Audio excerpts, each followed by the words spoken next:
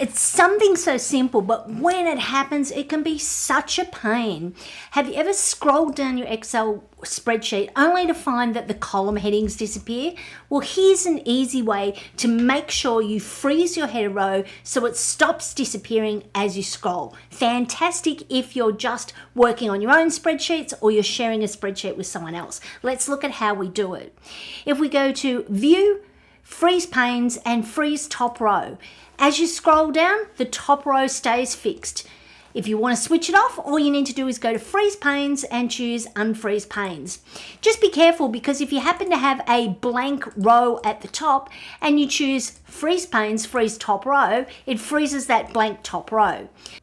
So let's just say you had a line or a heading here. You click on row number 3 because you want everything above that point. Freeze panes, and as you scroll, that heading stays fixed. And anytime you save your file, it's automatically going to come up with those panes frozen. So making sure your column headings don't disappear as you scroll down your spreadsheets in Excel.